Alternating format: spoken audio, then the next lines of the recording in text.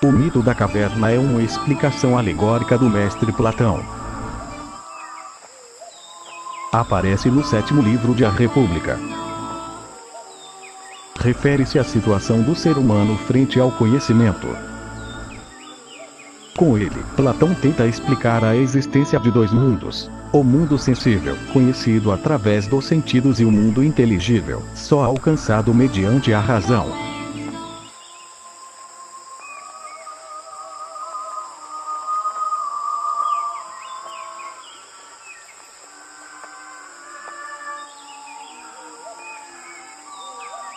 Platão criou, em sua alegoria, uma caverna na qual permaneciam desde o nascimento homens prisioneiros. Estes estavam presos pelo pescoço e pelas pernas contra um muro, de forma que só poderiam ver a parede da caverna. Atrás do muro em que estavam presos, havia um corredor e uma fogueira. Pelo corredor andam homens que carregam todo tipo de figuras que projetam a sombra sobre a parede, umas com formas humanas e outras com formas de animais. Os homens que carregam as estátuas, às vezes mantêm conversas que os prisioneiros escutam.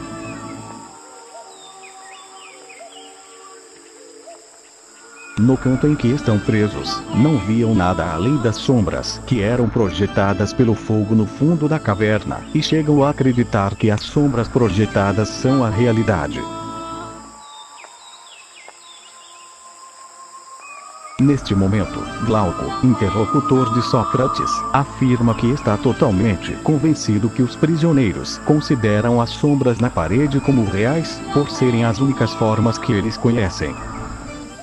Uma vez que Platão comprova que Glauco compreende a situação, explica-lhe que se um dos prisioneiros fugisse e saísse para o mundo exterior, teria grandes dificuldades para se adaptar à luz do sol. No primeiro instante, para não ficar cego, buscaria sombra e olharia apenas as imagens refletidas na água. Mais adiante, de maneira gradual, se acostumaria a olhar objetos, e assim finalmente descobriria toda a beleza do universo. Admirado, se daria conta de que pode contemplar com nitidez as coisas, apreciar as formas e a beleza das figuras. No mito, Platão faz com que o prisioneiro volte ao interior da caverna, para que conte a descoberta aos outros prisioneiros. Ali, tenta explicar que ele viu a realidade e que os prisioneiros vivem em um mundo falso de sombras. Porém, os pobres prisioneiros, alienados desde a infância, o tomam como louco e riem dele. Os prisioneiros ameaçam que se ele os libertasse, eles o matariam.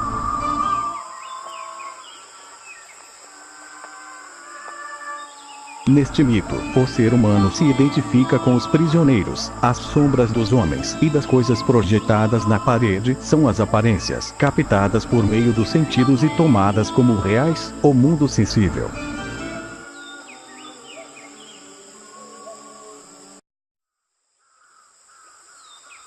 As coisas naturais e o mundo fora da caverna que os prisioneiros não veem é um mundo inteligível, no qual a máxima ideia é a ideia do bem e está representada pelo sol. Um dos prisioneiros consegue se libertar das correntes e sair da caverna, conhecendo assim um mundo real. Este prisioneiro que se libertou e que deverá guiar os demais para o mundo real representa o filósofo. Somente aqueles capazes de superar o medo e a dor de mover seus músculos para se livrarem das correntes poderão contemplar a beleza do mundo inteligível com os olhos inutilizados. Platão nos mostra com seu mito a pluralidade de seu pensamento, a visão da natureza humana, a teoria das ideias e o doloroso processo mediante o qual nós humanos chegamos ao conhecimento e uma visão mais filosófica das ideias.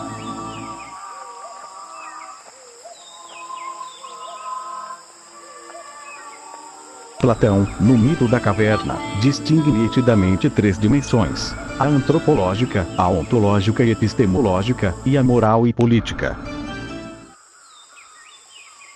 Dimensão antropológica. Platão identificou os seguintes símbolos no mito com as seguintes interpretações na vida real.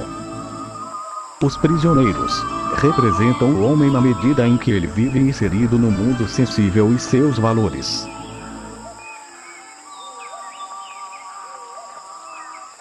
O conhecimento de si mesmos como sombras faz referência à identificação da realidade humana com o corpo.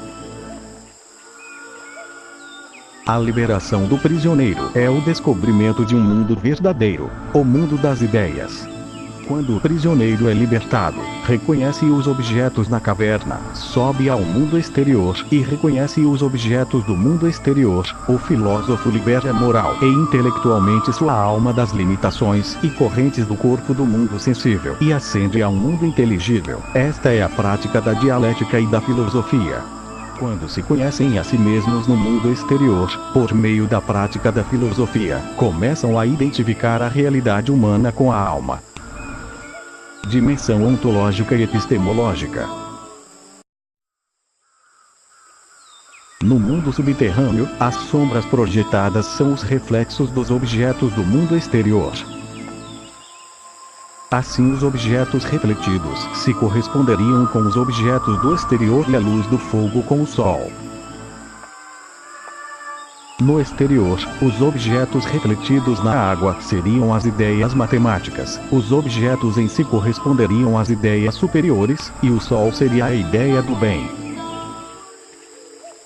Quando o prisioneiro sobe, ascende no mundo inteligível e se traduz na abstenção do ser.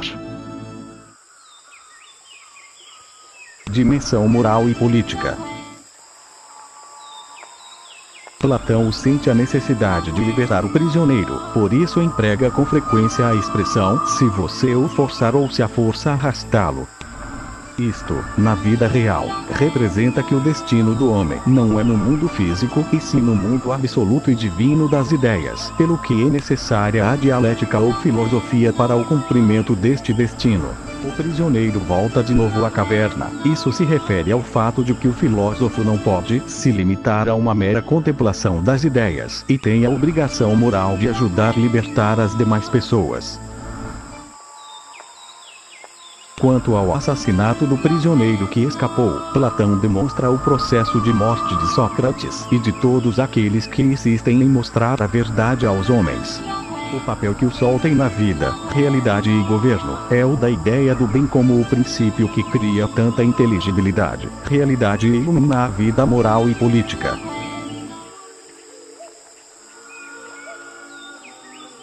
Com este mito, Platão nos mostra a pluralidade de seu pensamento e a capacidade que tem de relacionar os dois mundos dos quais fala.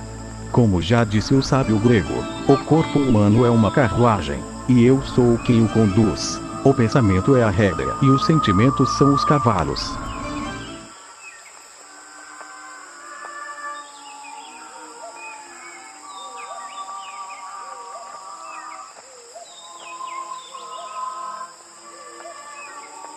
FESUR, Faculdade de Rio Verde. Primeiro período de Direito. Turma A, 2010. O mito da caverna.